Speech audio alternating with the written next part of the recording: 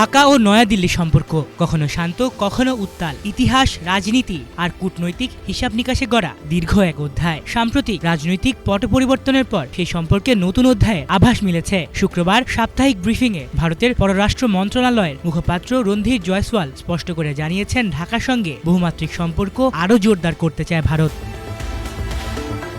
বাংলাদেশের নির্বাচনে বিএনপির জয়ের পরপরই ভারতের প্রধানমন্ত্রী নরেন্দ্র মোদী অভিনন্দন জানান বিএনপি চেয়ারম্যান তারেক রহমানকে। শুধু শুভেচ্ছা নয়, ভারতের লোকসভার স্পিকার ওম বিড়লা ঢাকায় এসে নতুন সরকারের শপথ অনুষ্ঠানে যোগ দেন এবং মোদীর একটি বিশেষ চিঠি তুলে দেন তারেক রহমানের হাতে। চিঠির ভাষাই ছিল গণতন্ত্র, প্রগতি ও অন্তর্ভুক্তিমূলক বাংলাদেশের প্রতি সমর্থনের অঙ্গীকার, বন্ধুত্বের বার্তা, আস্থার আশ্বাস, ভবিষ্যৎ অংশীদারত্বের ইঙ্গিত।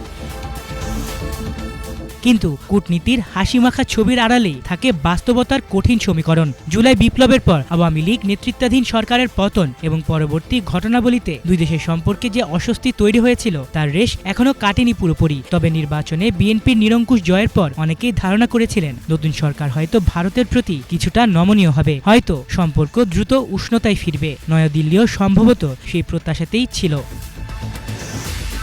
কিন্তু রাজনীতির মঞ্চে প্রত্যাশা আর বাস্তবতা সবসময় এক পথে হাঁটে না। ক্ষমতায় বসার মাত্র 3 দিনের মাথায় ঢাকার এক সিদ্ধান্ত কূটনৈতিক অঙ্গনে ভিন্ন সুর তোলে। বকেয়া নেভিগেশন চার্জ পরিশোধ না করায় ভারতীয় বাজেট এয়ারলাইন স্পাইস জেটের ওপর বাংলাদেশের আকাশসীমা ব্যবহারে নিষেধাজ্ঞা জারি করা হয়। দীর্ঘদিন তাগাদা দিয়েও বকেয়া আদায় না হওয়ায় কঠোর অবস্থান নেয় বাংলাদেশ। ফল, কলকাতা থেকে উত্তর পূর্ব ভারতের গুয়াহাটি ও ইম্ফলগামী ফ্লাইটগুলোকে এখন বাংলাদেশের আকাশপথ এড়িয়ে দীর্ঘ রুটে উঠতে হচ্ছে।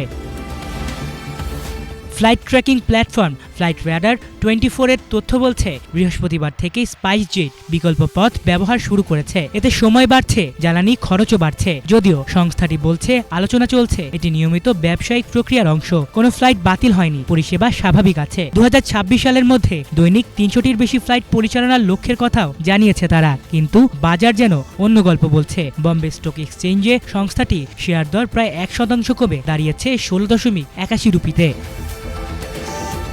এই ঘটনার পর কূটনৈতিক মহলের প্রশ্ন, এ কি কেবল আর্থিক শৃঙ্খলার প্রয়োগ নাকি নতুন সরকারের কৌশলী বার্তা? কেউ বলছেন বকেয়া থাকলে সিদ্ধান্ত তো নিতেই হবে, রাষ্ট্রের সার্বভৌমত্ব ও আর্থিক নীতিতে ছাড় নেই। আবার কেউ কেউ মনে করছেন এটি ইঙ্গিত, বন্ধুত্ব মানে একতরফা ছাড় নয়, সম্পর্ক হবে সমমর্যাদার ভিত্তিতে। আলিফ চৌধুরী, বাংলা ভিশন।